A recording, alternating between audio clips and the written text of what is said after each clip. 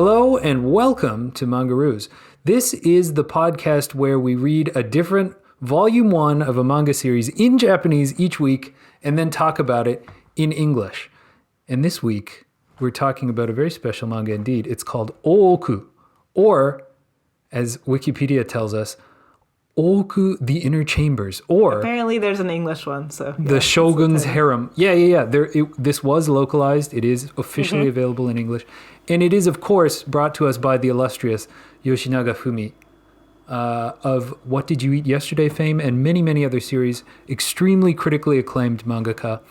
By the way, who are we? My name's Jason. I am here today, as always, joined by... Shogun candidate Alex, maybe. We'll see by the end of this episode. We've got a few years to work this out. And I brought a fellow to-be Shogun with us today. That's right, we have a very special guest with us this week, and that is our good friend Minami. Would you like to introduce yourself, Minami? Yeah, hi. I guess I am also a Shogun candidate. Oh, that's very special. I go by Sakai Minami. I draw manga in Japan, and I am a friend of Alex. She actually, I think she mentioned me in a past episode. we worked together drawing nipples on you heard. sprites. One of my favorite Mangaroos stories so far. Yeah, absolutely. We need to have like a special corner of each show devoted just to nipple drawing because I think a lot of people are intrigued by that. Don't forget and then, of nipples. course, there is one other non-Shogun candidate joining us, as always, and that is... the most famous Gochuro of them all, Mark. Happy to be here. Mark, what's your rank in Ooku? If you had to be one. Oh, no. I mean, I'm a Gochuro all the way. Okay. Oh, sorry. Yeah. I thought you said go to. You go to boy. Go Churo. You go to boy. Yeah. Go to. What about you, Jason? What's your rank? I just want to know for. I think I'd be future one of the reference. guys that didn't get invited to the inner chambers, just kind of hanging out in the city, like in a pen with all the other weirdos. Oh, no. Oh, so you're not even in the Ooku. You're just like Oh my hanging gosh, out. you're not even the Ooku. You're one of the you're Yukaku like one of boys. the brothels. Yeah, there's no shame in it, you know what I mean? It's the oldest profession in the world. Those guys seem to be having a good time. I would hang out with them. Well, I mean, as long as you're going to bring it up, I think Mizuno-sama was way happier outside of Ooku before he actually went to the Shogun's Well, Harem. they say more yeah. money, more problems. More money, more problems. Amen to that. I think that's a little bit of foreshadowing for this here episode. Yeah. By the way, Minami, we should mention that this manga was your selection this week. So tell us a little bit about why you decided to read Ooku with us. Okay, so well, I had asked Alex first of all, what the theme was, and she said historical, and I thought, alternate history is a form of history, but also Ooku has been kind of in the press recently because NHK has started a new drama of it. I mean, it's very, very famous already. It's been made into a movie, another drama that was like highlighting a different part of it. But I think this is the first drama that's like going through basically the entire series since it ended, I want to say either last year or the year before. The manga series ended. Yeah, the manga series ended. Yeah. So I had been watching the NHK version. It's quite well produced. They do good work over there. I gotta say, so two things. So Yoshinaga Fumi's other series, What Did You Eat Yesterday? Kino wa nani tabeta? I watched a little bit of the drama of that, and I was surprised by how much I enjoyed it, actually. I thought it was really well done. So I can see why they would want to adapt another one of her properties. I mean, not that it's the first time. They did it about 10 years ago. But there's some kind of spicy scenes in this first volume, and I'm wondering how that faithful translates the onto the Okay, regular so TVO I'm gonna is. just say, I'm just gonna, come out and say it. They like don't cover that stuff at all. That's like my biggest criticism of it is that like they only really hint a little bit. That's what I And was Take wondering. the O out of the Ooku. I It's mean, more, otherwise it would be oh no. I mean, oh no.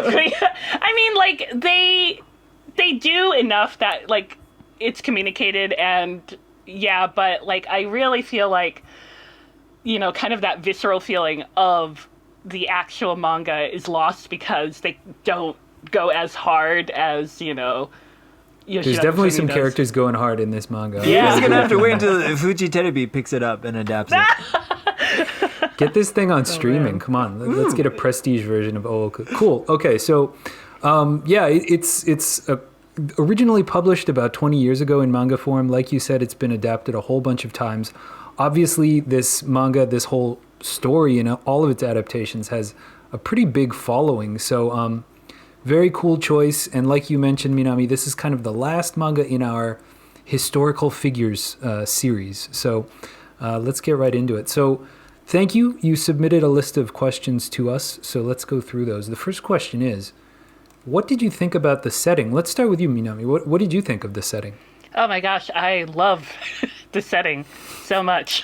You love red face pox. No, I don't love red face pox. That's terrifying. I mean, it is also like, you mentioned it, it's also pretty topical right now because of, pandemic stuff. But I think it's just such an interesting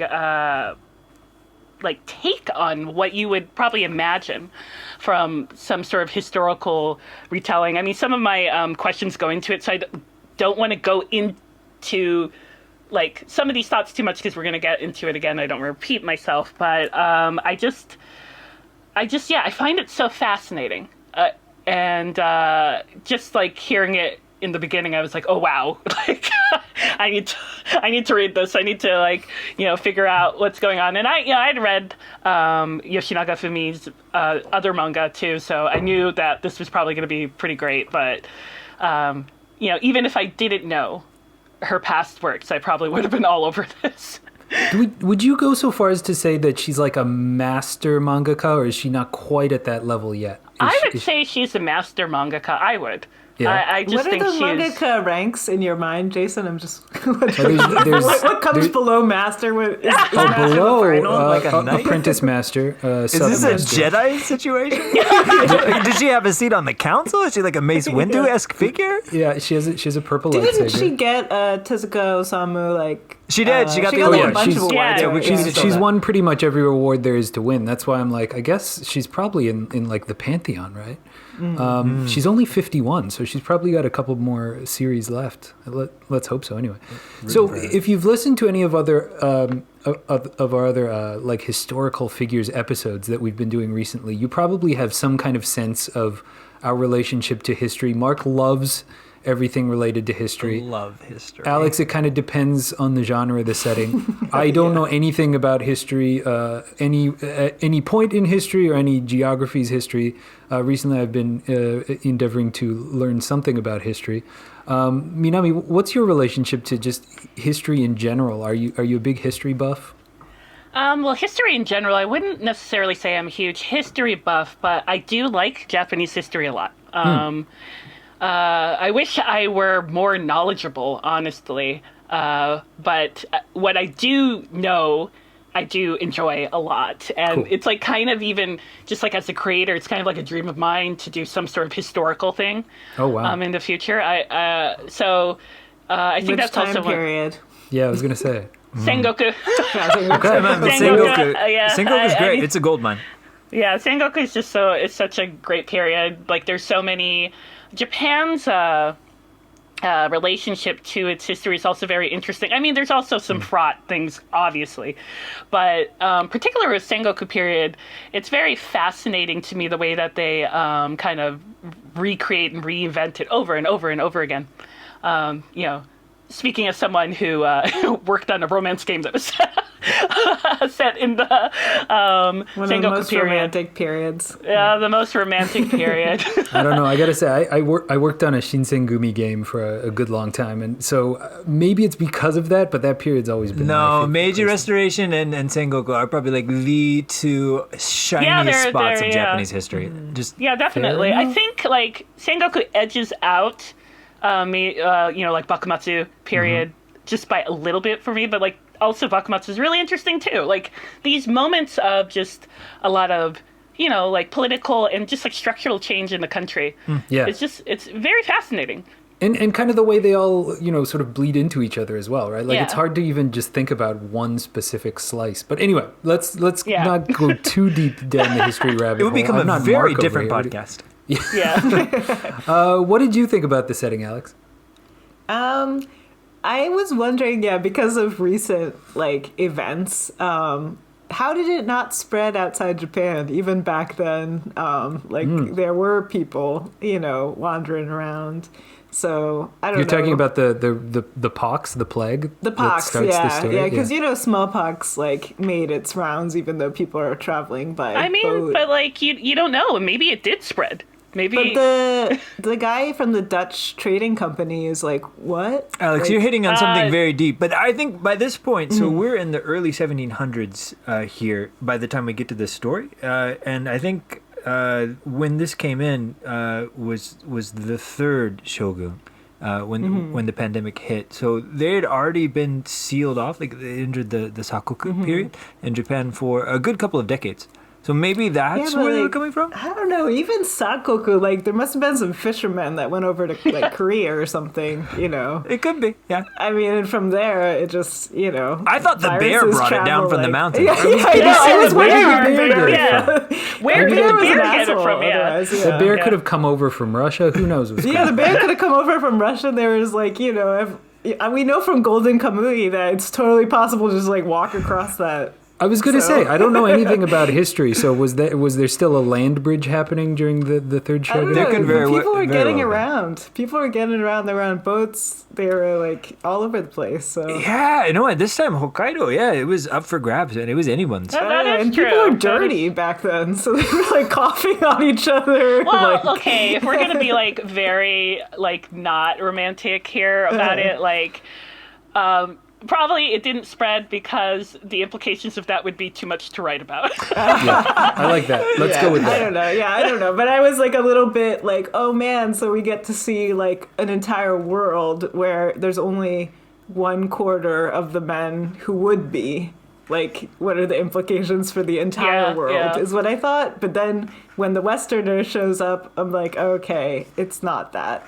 So that was a little bit oh, okay. I don't know. I'm not going to say letdown. I mean, I wish they would all live, obviously. I don't want people to die. I mean, you can say it's a letdown. You can. What about you, Mark? Did you like the setting? Yeah. Well, first and foremost, I should say that this was not at all what I was expecting. I had no idea. You didn't know the premise. I remember maybe a decade ago they were doing Ooku on TV, and I did not watch it. I remember I was oh, here's a wonderful drama about the shogun's harem. I will skip that, thank you. So I didn't watch it, and then I saw that it was back on this round. For this season of television, but I haven't been watching TV because now we have streaming services. So when I picked up Volume 1, I was shocked to learn this was an alternate history, almost sci-fi take. And I had no idea what was going to take it in this direction, but I absolutely loved it. The world building that Yoshinaga Sensei does is absolutely incredible. The detail that she puts into explaining the caste system that goes on in Oak was so it just blew me away. I think it was really good. But one thing that I wanted to mention is the level of detail that she puts into all of her characters, especially with Yoshimune, who I think we'll get in a little bit later. How awesome of a character that is.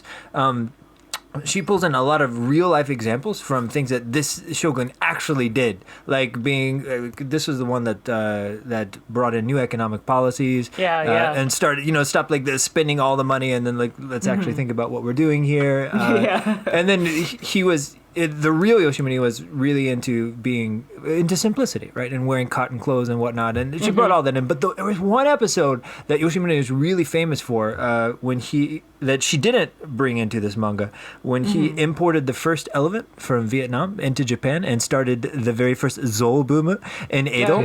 Oh, whoa! That would have been incredible. She could have just slid that right in there, but no. Leaving money on the ground. Maybe there's a so spin-off much series. going on. There could be a spin-off called Zooku. I would read that. So I love the setting. I think it's such a good question to start the discussion with, because this is really one of those manga where, at least for me, if you said who's the main character of this story, it really is kind of just the setting, right? It's like, yeah, that's a good point. All these people kind of come in and out of the story, and obviously some of them are more important than others, but that's really the main draw here, is like kind of just the palace intrigue of it, right? So yeah, like this is obviously a period of history that I have some dim awareness of, but this is a really cool way to kind of learn about it, obviously in an inverted kind of way. So and just obviously just beautifully represented, the way the paper walls and like the panels of the long corridors, right? And like the flowing kimono, just really, really expertly captured. And I have to say, like the way it's written, obviously we read this in Japanese like we always do, but you know, I can see a lot of mangaka setting a story in this kind of time period, but then everyone kind of talks in regular modern Japanese. But the way this is written is, I guess, like accurate for the time. Yeah, so, something. You know what I mean? I'm not an expert in that. Which what do you want to say, found, Mark? Your mouth. Actually, yeah. How accurate did it feel to you? Because for me, I just assumed. Are you a like, Jidaigeki person, Mark? I mean, I've dabbled in Jidaigeki. I think, I think she went out of her way to use pronouns and words and whatnot that were accurate for the time. But yeah, no. I think she did a really good job. But it's not like actually 17th century. Yeah. I mean, I don't know what they sound like in 1700s. I mean, admittedly, you know, it at least for me, it does take me much longer than, like, say, the average manga to read this, because totally, yeah, because everyone's speaking in more antiquated Japanese, and they're using terms that sometimes I'm kind of like, oh wait, I need to look that up, like, I had to look up stuff. Yeah, and then I started picking up the soregashi thing, and I was saying It's true. We have text messages from Mark where he used that. No, my wife has a shit ton of text messages like that. She was like, "Do you think I should buy some bread?" And I was like, "Katte kuru ga ii." And she was getting seriously pissed at me. Especially because she asked the question in English. She didn't want to get in on the role play of like old time role play. I don't know why. But I did give her the manga. I said, "You should check this out later." Yeah. I think this felt more to me like reading a novel. Like I really had to sit down and concentrate and get invested. And because of that use of the language, I felt like, you know, like that kind of old style Japanese is so high context. So someone will say just like this one little comment, and it's like it delivers this huge dramatic punch just because of the way the language is used. So just really expertly written stuff. Yeah. So moving on then, let's get right into it. We've all expressed our appreciation, obviously, for the art, the visual storytelling. I love how some of the panels just go completely black or white background. Like, you know, there's just focus on the characters. What's your favorite panel if you had to choose one, and why? Minami, please start. What would be your favorite panel? It's so hard. There's so many good panels in this. But I think... And I think that it's, let's see, I'm trying to figure out, like, where... Basically, when Yoshimune comes in, and she's told that, you know, she, like, it's customary that she should, you know, be dressing more, you know, flashy and stuff like that. One person, the Ooku. And she kind of leads her on for a little bit, and it's like, okay, you're dismissed. Oh yeah, just fired. And she like she really did a lot of you fired. Yeah, she's like, you're fired. You're out. And you know, then Shogun's apprentice. Then the lady's just like freaking out, like one panel just of her face, the horror of her face, and you turn the page, and the expression on Yoshimune's face when she's like "Sagaria," like it's just so I don't know, it's so great, it's so Scott Sutter. It's just like very like. You can tell that these people are like, oh, okay, this new shogun is a bumpkin. We can like kind of tell her how she needs to act. I mean, their last shogun was like a literal child. Yeah, it was literally a child. So they're really trying to kind of put her in her place, and she's like not having any of it. And yeah, it's just I really just like the flow of that entire the expressions, the change in the expressions, the moment where you realize, okay, this shogun is in control. Like, I just, it's and again, very great. I think Yoshinaga Fumi is just extremely good at very, almost like understated changes that have a lot of impact.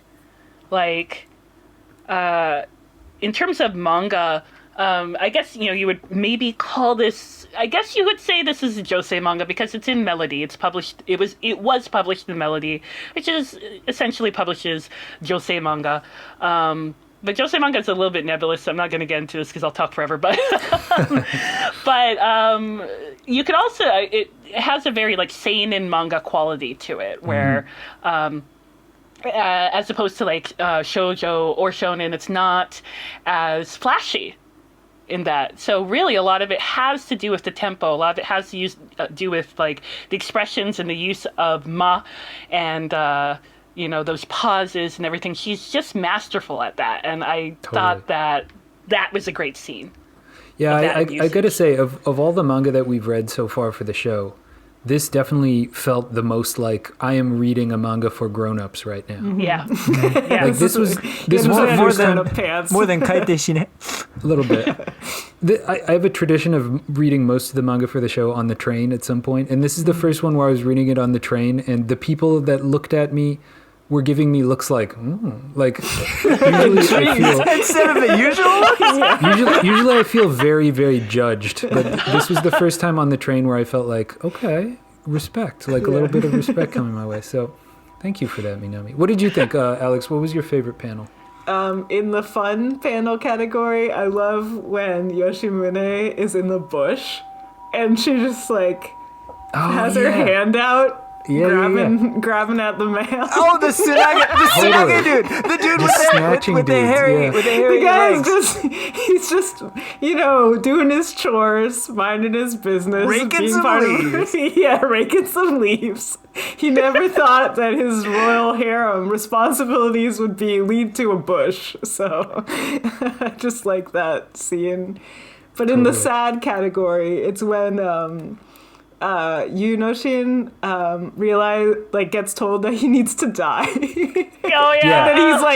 And then the other guy, what's his Fujinami, is like, any other questions? And he's like, no. And it just turns black, and it's just the white outline of him on the ground. Yes. And I'm like, oh, that's so depressing.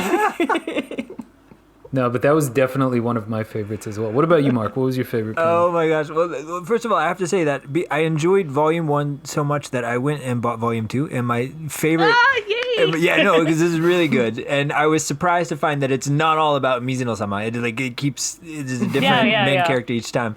And then in Volume 2, they do that same thing, Alex, that you just mentioned, where this Buddhist priest dude who is going to be like this big shot priest, and like he gets locked into the Ooku, and then they come in, they tell me like, oh, you're not a priest anymore, now you're just going to be an Ooku, and it just like fades to just his eyes and nose and mouth, and everything else is a black-white background. It was incredible. But panels. The spare panels. My favorite panel in this one, and I had a really hard time choosing, but I chose the one on page 113, and it's when he's getting his like half of the story is about him getting that black kamishimo. Yeah, that kimono. Yeah, the kimono that he finally gets put together, and then like he's putting it on, and his helper or whatever is putting it on, and he just looks so badass. He looks like he really does. He looks like Darth Vader, right? Like I feel like they drew a lot of inspiration for that costume from this time period. But that was my favorite panel. And then the worst panel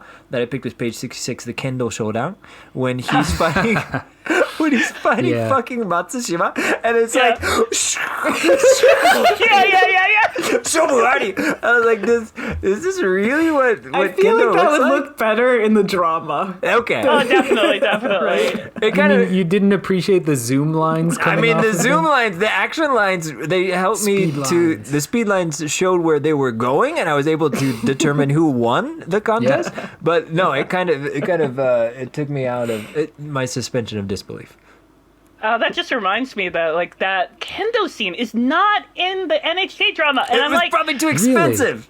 well, it's just because the NHK drama is it's not the Taiga drama, right? Like it's not the one that's over it's the not. entire it's not. year. It's just it's like probably 10 or 8 episodes. So and they're going through They like have to pick the and choose. entire like 13 volume series, so they have to pick and choose. But I'm like, oh man, Damn. That's a pretty pivotal scene, right? yeah. Oh, totally.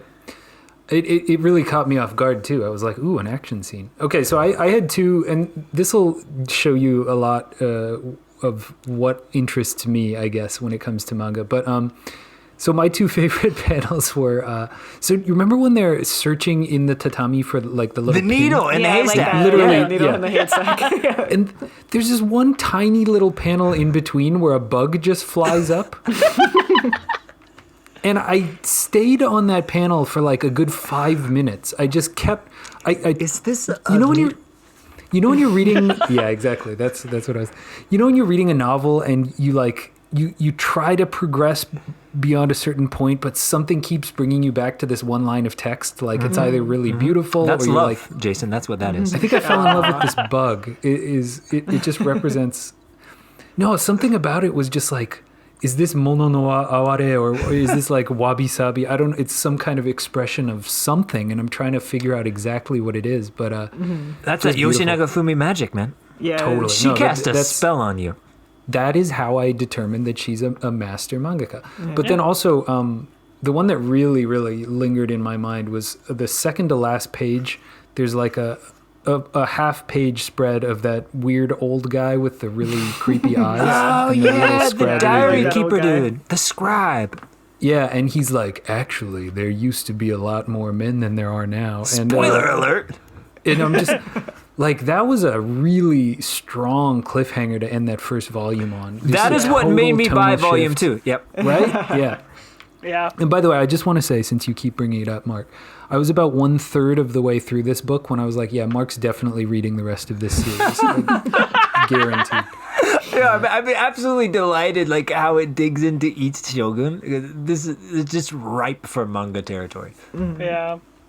So we can't talk about Ooku without getting into this. So I guess obviously on this particular call right now, we have two people who identify as men and two people who identify as women. And so, Mark, you and I should talk about, would you be interested in going to the Ooku if you lived in this part of the world during this time period? And then for Minami and Alex, would you consider, purchasing the services of a man?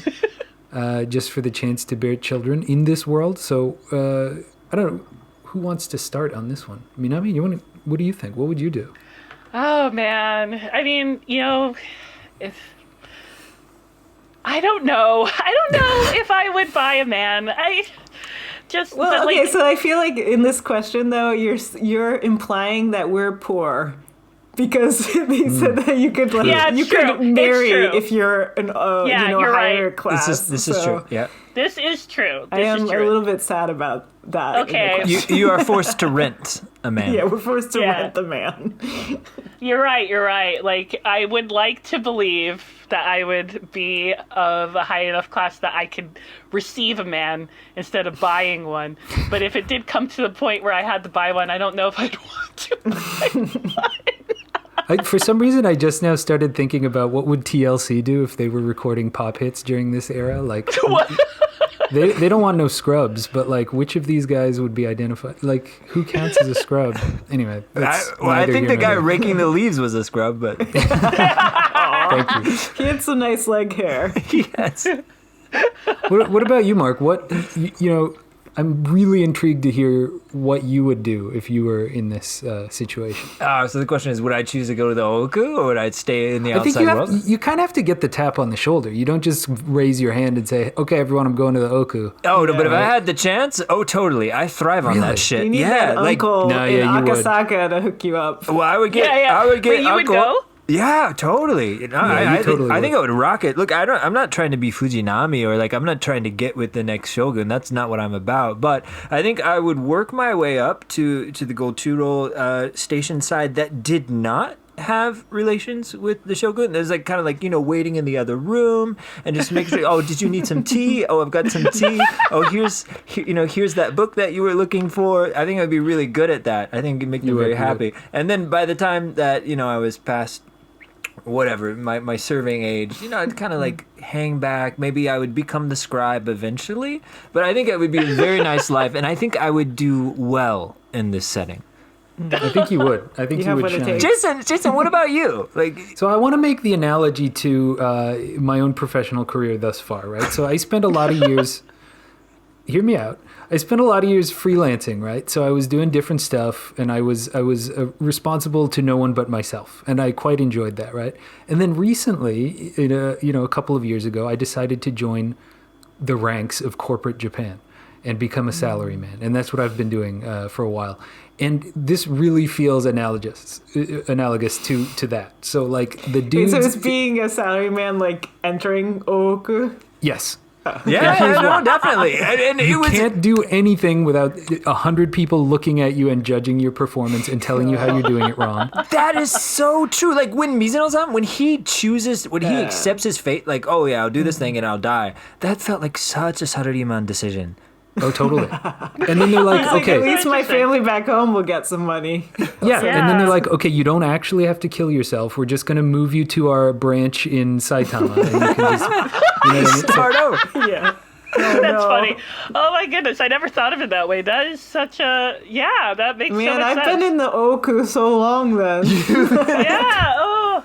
Man. But yeah, so I don't know. For me personally, that freelance life, it's risky, it's dangerous. Who knows what might happen?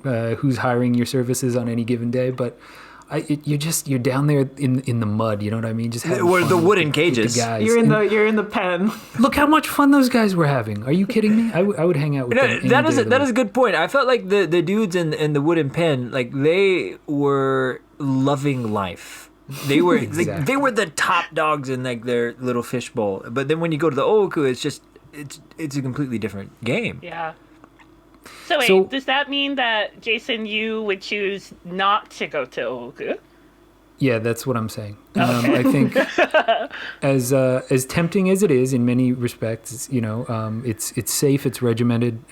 You apparently may get awakened in the middle of the night for different reasons, but Yeah. Yep. but that happens also. Savi Zanggyo, let's call it. Yep. I've had my boss call me on the weekends to do something. So Right? I'm sorry, the idea that is service Zangyo is wow, that is amazing. Okay, you're right. All right, so we've already talked about it a little bit, but great question from you, Minami.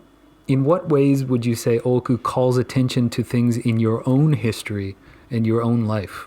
How would you answer this one, Minami? That's a deep question.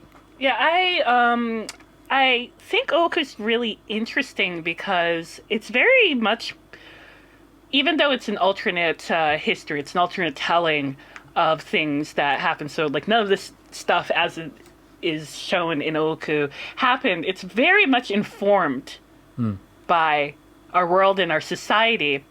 And I just think that that's so fascinating about Ooku. Like just the way, like even though everything's been switched, so, women are kind of in power and men are not, the way that, a big thing in Ooku is like all the shogun take male names, right? So like power is still represented by, the masculine. Mm-hmm.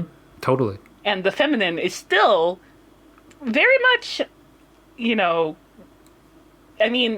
way, like a lot of the men in the Ooku are taking on those feminine roles. And so it's like fraught in the same way that it would be even if they were women.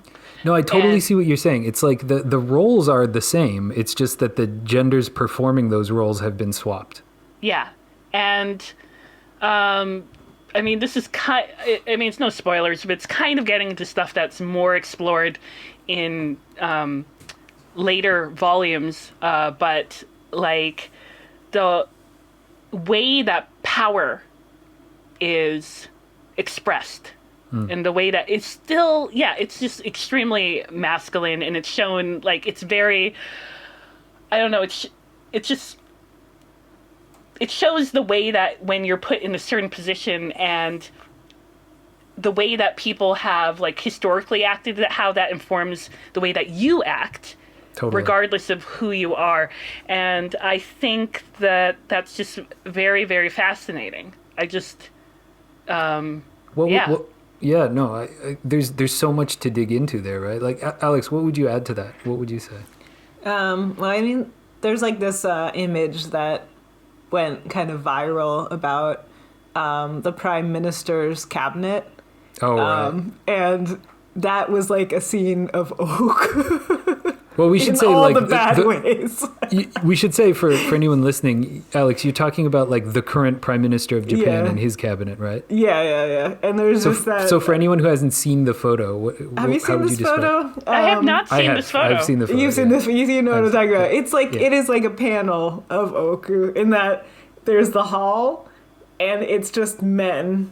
Minami, remember that scene in the manga where the shogun opens the front door and it's just like row upon row of dudes wearing black suits? Yeah. It's basically that. Oh my goodness! Except they're all politicians and they're all politicians and they're all they're the ones in 65 years power. Old. Yeah. So, true. That's a key distinction. Yeah. So I just thought about how funny that image is. After reading Ooku, because that's pretty crazy. I never made that connection. It's like the biggest like parody of like all these men who are ruling over everyone, and there is no woman. Women are not allowed. It is truly a palace where women are not allowed. So I don't know. That was like all I could think of. And I didn't have any room for other thoughts. So, and then also my other thoughts were connected in the next question. So I'll leave it at that. Okay, we'll get to those. What about you, Mark? What did this series call to mind for you, or what is it calling to mind since you're still reading it? Yeah, well, no, it made me think long and hard about gender roles and how they came to be the way they are. And I mean, I am by no means an expert on this, and I don't feel like I have any deep insight to offer on this. But I was thinking, why did they make the Ooku? I mean, obviously it was to propagate the line of the shogun, to keep it going. I mean, it went to an extreme. Like literally, the real Yoshimune, this is real life, had 4,000 women in the Ooku when they came to power. And one of the first things that Yoshimune did is he fired more than half of it. He cut that down to 1,300 because it was way too many. But still, 1,300. In this manga, they say it's only like several hundred. I know, but in real life, it was a much bigger ristora. Oh my god. In the manga, the men are like severely depleted, right? Yeah. So maybe they would. It was probably okay. She probably did the math. It's like the same. It's the same ratio. She is a master mangaka. She is a master. And also a master mathematician. A master mathematician. It takes Yoshinaga sensei. Yeah, no, the two go hand in hand. But yeah, no, I think one of the things that the manga did really well is that so they reference points in history, like in the past, where the men would do all the fighting, but it's like, yeah, men are physically stronger, but they're also a lot weaker constitutionally. They get sick and die really easily. Yeah. And that was the reason that, they are pampered and given everything they want and treated as these prized, I don't know, like more like things than people.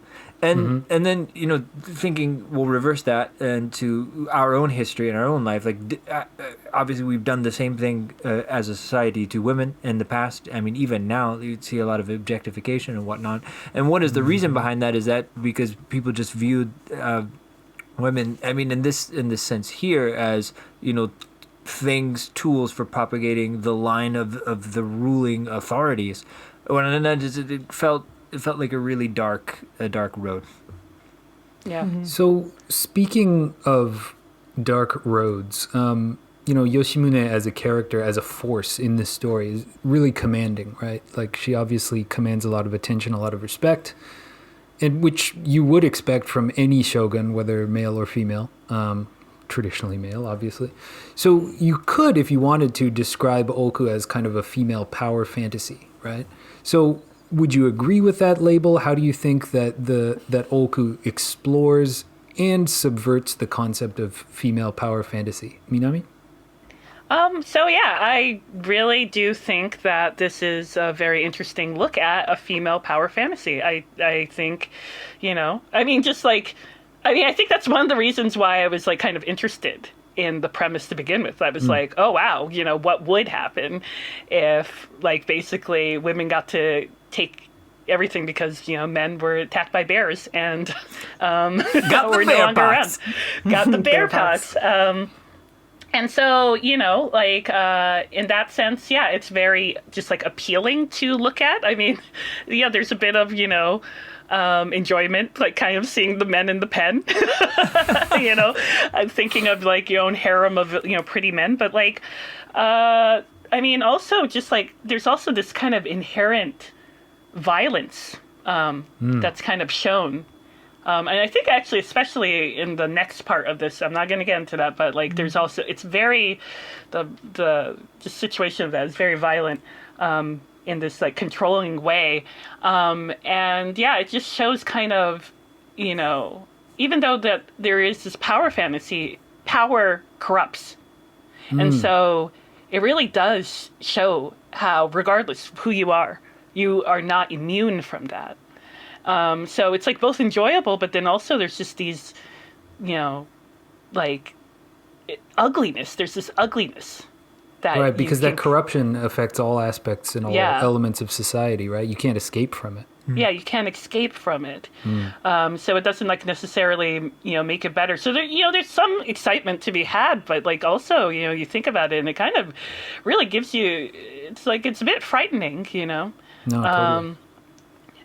So yeah, I think, it kind of, I feel like, Yoshinaga Fumi kind of pretty adeptly explores both of those aspects of this concept. And I think that's why it's so,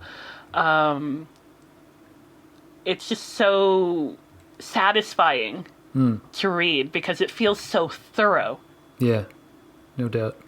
What do you think, Alex? Does it subvert? Does it become a power fantasy? What do you think? Well, like the setting is like when you learn the setting, you're like, oh yeah, okay, I get to see like this whole different world. But then you also think about like actually not so much time has passed. Like there are people who remember before. So it's not like society has like completely forgotten everything is what I felt because the women, what they talk about is having children, which goes back into what Mark was saying as a woman is only a tool for propagation and not actually something that's a person who has desires. Like none of the women desire, I mean, I guess Onobu desired Yunoshin, but she didn't make it clear, even though she should be the one who has more power. But Yunoshin seemed to be the one in power. In that relationship, so immediately you're like, wait, so actually the world is not that different. Women seem to be the ones doing the business, like doing everything, but they still are not the ones in power of like their desire. Except when Yoshimune comes in, and then you see her starting to exert her power. But until that point, you actually, the men are talking about their pleasure. The moment that they get into the Ooku, you hear about their wants of that they're only surrounded by men. They have to do something to get their pleasure. But they don't talk about having babies or like being, like they know that they have the seed that needs, to be for babies. But it's not something that they feel is like their duty, except Yunoshin does feel that it's a duty. Yeah. But the other men don't seem to have that feeling of we're just a tool for insemination, which is, if it was a true reversal of power, they would just be a tool for insemination and their pleasure would not be important, right? So I don't know. So in those ways, I felt like it is like disguised as a female power, but actually the men are still the ones in power, at least in volume 1. No, but I think that's also a good point because, like, also in the ways that men are kind of treasured in that world is it's different from our situation because they're not seen as a vessel; they're seen as maybe a tool, but they're not the vessel. They're so they need to be protected. They need to be kept safe. Whereas if you look in like regular history of just like women and stuff, it's not so much that they need to be kept safe. It's their vessel needs to be kept safe, in a way. And I think that is a different thing. And it's very informed by, how and I mean like this current, society kind of interacts with women and men. And so like, it's, exactly as Alex said, it's like this showing you something that looks subversive, but then also using that as a way to comment on, our reality. Mark, anything you would add to that? Oh no, I couldn't agree more. I think it comes off like on the surface as a female power fantasy, but then the deeper that you dig into this, the more that you realize it's more of like a Planet of the Apes type situation than an actual swap fantasy. I think, and as I'm hoping as I dig further into the series, like you'll get into more of these situations where they recall, or you have a swath of the country that remembers the way things were before, and they understand why things are the way they are now for a very good reason. I think the reveal that comes in Volume 2 is pretty cool, and then at the end of Volume 1, where you have that powdery, puffy wig guy come in from the Netherlands, and it's like, all the women here are very hard workers. As I walk through the town, I was quite impressed. Such amazing, beautiful hairstyles. And then he's like totally. I hope he starts making some novels about how Japan is like a land of pixies with like hardworking rickshaws. That would be a bestseller back on the streets of Amsterdam. I thought that was not something I was expecting at all. I was expecting the bear pox to have spread throughout the entire world, but the fact that it's just Japan was also, it helps even highlight the issue. You know what? Maybe more. That's a comment on Japan exceptionalism about like when COVID started, people were like, well, we're Japanese. Maybe we're just like not as susceptible to COVID as like Chinese people. Oh no. I was refraining from making that kind of comment earlier in the discussion, but yeah, I'm glad we got there eventually. I also have to say, I really, really love how floofy the Dutch guy's wig is, like, the way it's drawn. They went full floof on that. I love it. Capture that floof. I don't know. So it's such a fascinating question. We could talk about that for an entire episode, but I just wanted to bring this idea to the discussion, which is like, I feel like this is a power fantasy in the sense that it's kind of Yoshinaga Fumi sensei using the format of manga to show men this is what history is like to read as a woman. Do you know what I'm saying? That's a good So I think a lot of people who really get into historical fiction and especially history, like, actual history books and whatnot, a lot of them tend to be men, right? And so you read all these stories about great men of history and all that they did and all the power that they had. And this is Yoshinaga sensei saying like, well, imagine how that feels to always be reading stories about that and how, our gender is constantly relegated to like the sidelines. So it's just like using the power of storytelling to get actual men, and we talked about this a little bit already, but like current men who are reading this manga to really think about, the history that's led us to this point and what kind of impact that's had. That's a really good point. Like, I think I sent you an article about like what the daily life of like a Tokugawa Shogunate was, and that author was like, oh, imagine just being able to take whatever little lady you want for your night. And so I guess this adds more of like, imagine if you could take somebody in a bush and like start like going at them. Like, How would you like totally that? happened. Yeah. It's wild to think about, but it definitely did. Right. So speaking of which, right, like thinking about actual history through a different lens, we should mention that 3 of the folks on this call are originally American. I'm not. But for the folks who are American on this call, could you imagine a story like this being told about American history? Or a version of this story with the backdrop of American history? Absolutely. And I wrote my own fan fiction about this. So it's the Winter of Valley Forge, 1778. We've had 2 terrible years fighting the British, and then we're all camped inside this snowy valley in the middle of nowhere, Pennsylvania. Jason, you were like killing beavers or something, right? You were killing beavers at this point. Trading them. You were fine. Them. Yeah, okay. Well, you had just lost a war to the British Empire, is what you had done. Did I? And you were now part of the American, but you were still loyal to the crown. And then Still on my currency. the pox sweeps through Valley Forge, and then all the big shots die. So, but their wives come in and take their place. So think about this, like George Washington, Thomas Jefferson, Alexander Hamilton, all these people are just, their names are still the same, but they all become women. And I think that would be a fascinating read. I think people would buy that. I would want to read buy this. that now. I want to buy it. I want to buy it I see, like, America is so complicated because it's its history is so interwoven with racism as well. Yeah. But I mean, the presence of racism as well. So you have that, Ooku is very, it's a very lots of talk about gender and sexism and this and that, but then you have like this extra thing when you're doing American history where there's that aspect there. How would that change? I really want to read that. But I also feel like I feel like I'm like afraid of saying this because, like, what if someone from Netflix is hearing this and making it terrible? Hey, producers from Netflix, Thomas Jefferson's life would be wild. It's just crazy, but oh my gosh, it would be so interesting. But it would be. I would really want to read it. I would like to see a male version of the Schuyler sisters. If you're watching this from Netflix, then Are there any other good parts of American history? That's my entire question. Good parts. No.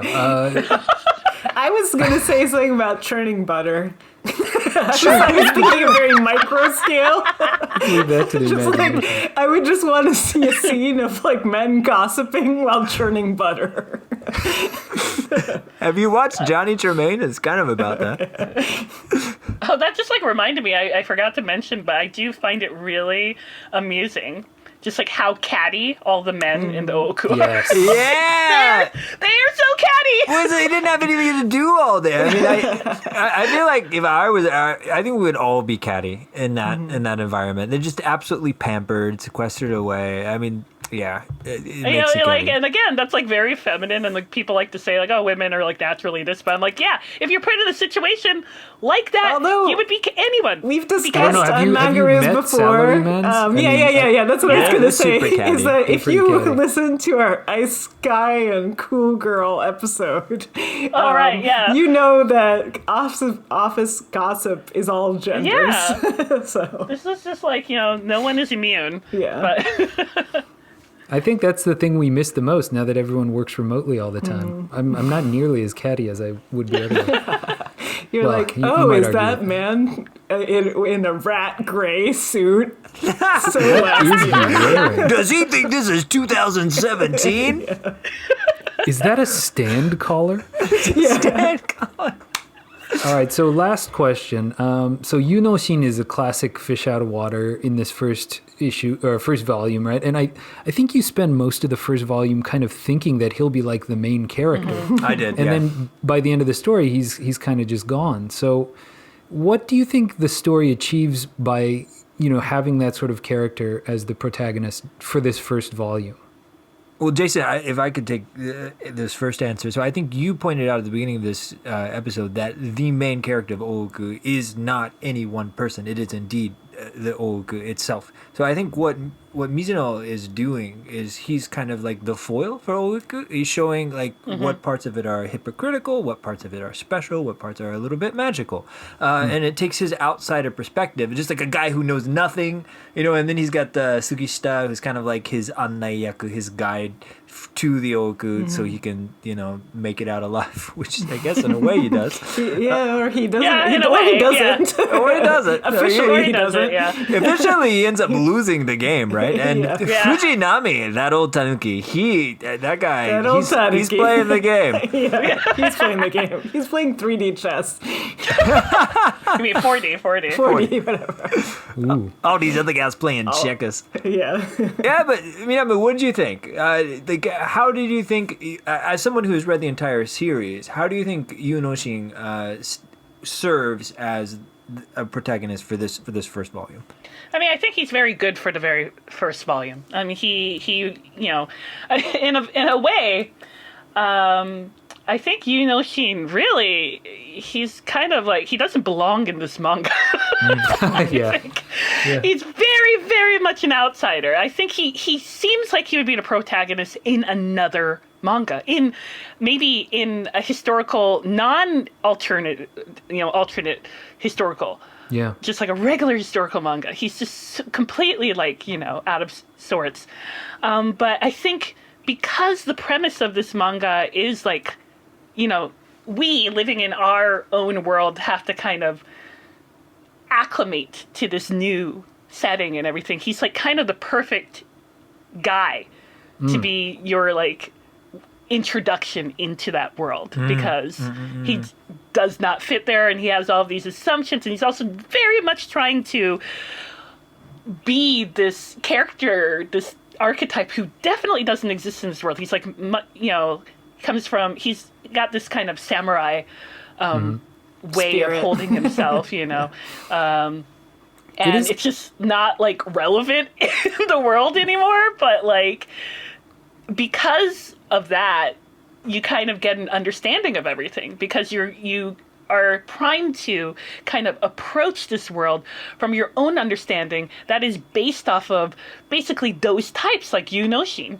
And him, what he goes through is kind of shows you how those assumptions are just not gonna quite work in this world, and this and that, and as he kind of gets used to it, then you get used to it, and then ultimately he quote unquote dies, but Of a sudden illness. yeah, the sudden illness. But his family is well rewarded. Yeah, It kind of feels like a bait and switch, doesn't it? Get readers definitely. interested with this very relatable, plucky manga protagonist, and then actually he's not important to the story at all. yeah. And can I say this was sort of not spoiled, but this was sort of revealed to me, because I was about halfway through this first volume when I started just kind of thinking about, I wonder who plays this guy on the NHK version, right? Because I'd never seen the TV. Don't Google when you're in the middle of a book. So I'm Googling it, and I'm like, why are there so few results for Mizuno in Ooku? He seems to be a pretty popular dude, so what's going on with that? And it just was sort of befuddling to me. And then by the time I finished the story, I was like, oh, that's why I couldn't find anything, because he's a totally bit player, right? Yeah, in the big picture, he's He not. was just That's one pretty of cool. he was just one of 3,000 other guys. He was a great one-night stand, is what he was. Yeah. Yeah, he was. Oh no! But that made me cry a little bit of manly tears there. One thing though, that as someone who's reading the paper version, when I got volume 2, because I bought them both around the same time, and it was there for me. It was oh, there's Yunoshin on the cover. He just shaved off that little top knot, but it was a completely different person. Yeah, completely different. So, do all the characters have the exact same face for the next The 12 answer is volumes? Well, yes. I mean, the thing is, That's the way she Yoshinaga, yeah, it's just the way she draws. It's a Same face. beautiful, here is your Ike manga, and it looks like this, and they've got those long-ass piano she figures. has an ideal of beauty that she Yeah. I just carries kind of with feel like her. the women don't even look that different from Yeah. the men. Yeah. They just kind of have I different think, see, that's hairstyles. her beauty standard, so that's why But also- everyone is like that.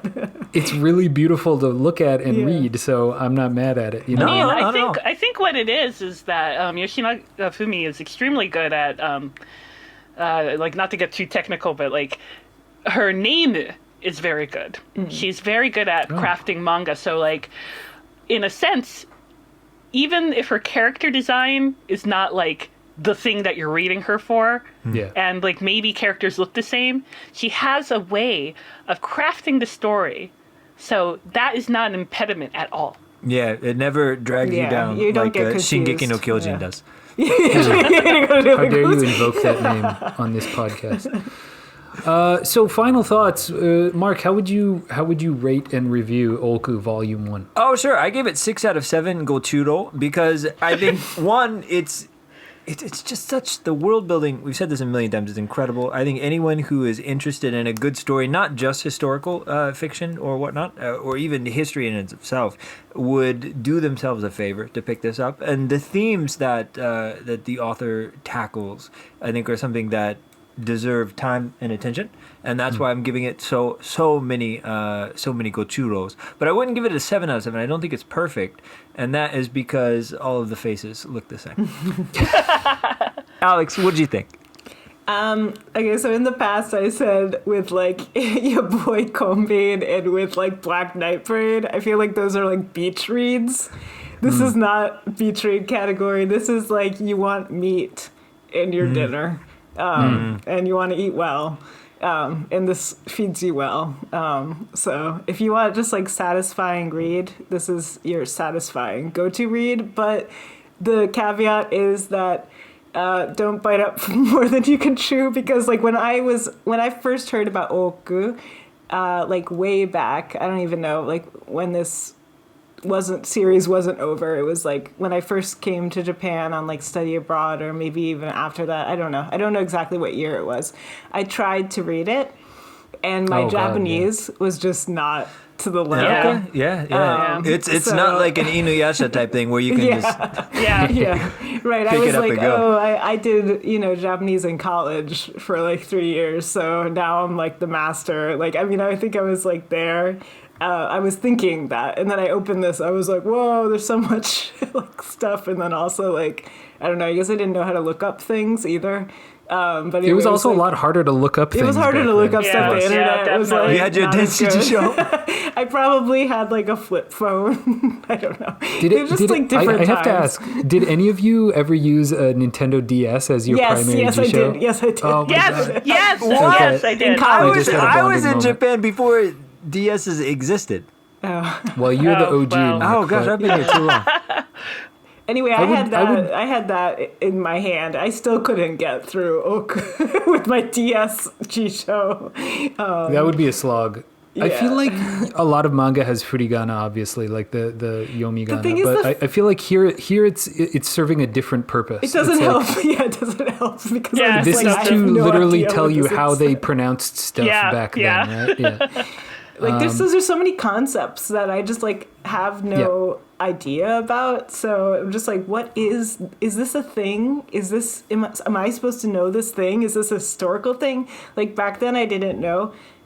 Today I do know. So like when I'm reading it, I understand like what is just me not understanding, and like what is something that's like a historical term. Yeah. There's a lot of jargon in here. There's a lot of, like you said, a lot of historical language. Minami, how would you rate this one?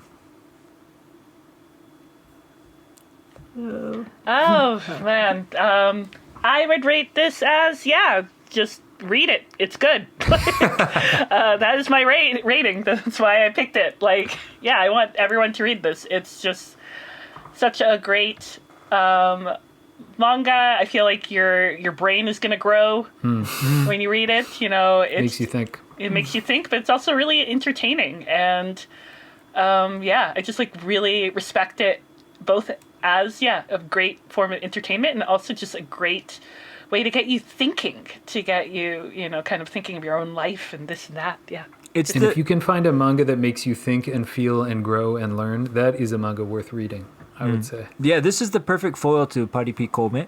Thank you for choosing the exact opposite. Like the beginning of our arc of history was like, thank you for correcting our karma. Shibuya party You brought it back. You brought it back home. Thank you. Mark, Thank you for being our North Star. That's 2 strikes. So far, you've mentioned Attack on Titan and your boy Kongming. One more, and Mark, you're voted off the podcast. You have a really love-hate relationship with the things you love to hate, I think. I don't know if you hate Colme. I think I love Colme as a person. Absolutely. Yeah, as a person. But I would love to see a Sangokshi that's like a full gender swap. I'm sure it exists, actually. Let's make it happen. Minami, I have to say thank you so much, not only for recommending this manga to us, but for being on this episode with us. Please come back anytime, whenever you have time. Oh, please. Yeah, I would love to. An honorary Mangaroo. Part of the An honorary Roo. This mic is open to you whenever you want it, so just let us know. You are working on a manga. The first volume's already out. Please tell us all about it. Where can people find it? Yeah. So, I was very lucky to make my professional debut as a very shinjin mangaka. Sorry, I'm like pulling up the entire thing so I can give you the information. But I was very lucky to make my debut as a mangaka this year. And it's also through the same publisher as Ooku Hakusensha. Oh, crazy. I didn't know that. Was that on purpose, by the way? Did you choose I thought it was on purpose. I noticed that. I picked that up. Well done. No, it wasn't on purpose. Like, Ooku, I just, like, started rereading and stuff like that because of the drama. And probably it was, like, more on my radar because, now I'm doing stuff for Hakusensha. But this was not, like, my stealth marketing plan. Ooku's in their publication Melody. Mine is through Lala, so much younger demographic.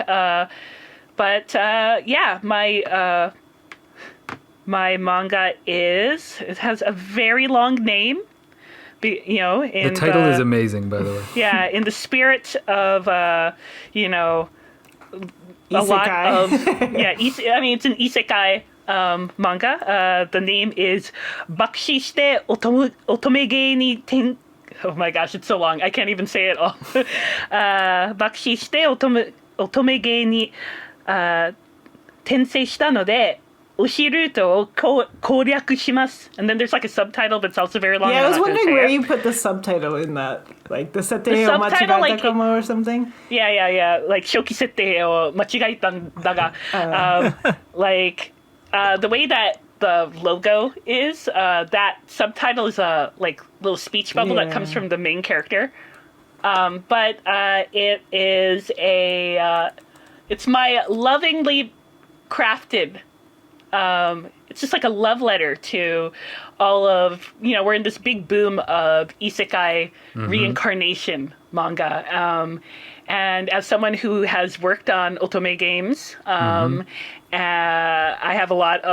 made a lot of jokes about it, and I took all of those, a lot of tropes, a lot of jokes about the tropes, and basically I made that into a manga. The setting is about a girl who she bakshi does. So in bakshi is like when you really fail at something, that's the slang. So she was doing gacha, and she bakshis both metaphorically and physically, and is sent into her favorite Otome game.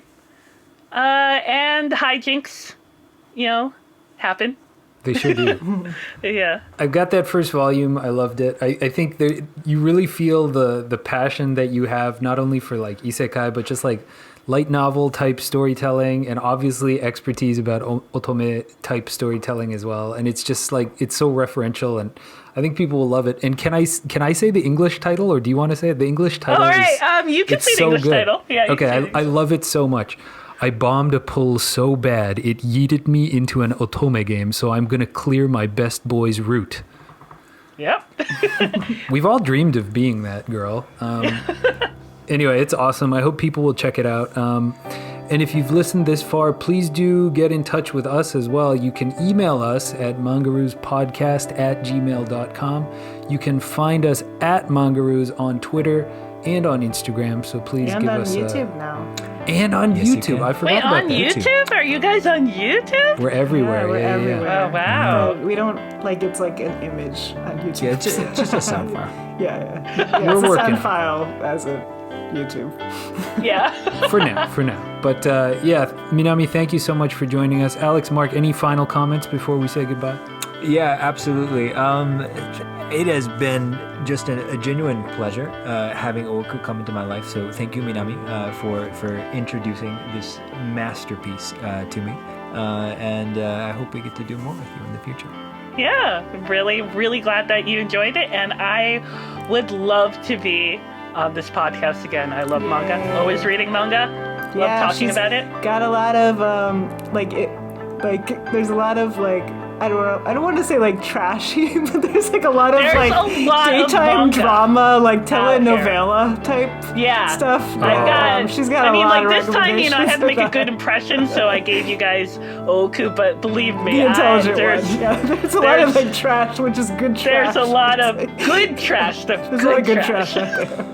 I'm up for it anytime. So yeah, let's explore those options. All right, that's gonna do it for this episode of Mangaroos. Thank you so much for listening, and we'll see you back next week when we're going to be having a little bit of a special episode to celebrate one of the true greats, one of the other master mangaka. So please look forward to that. And until then, bye for now. Okay. Bye. Bye.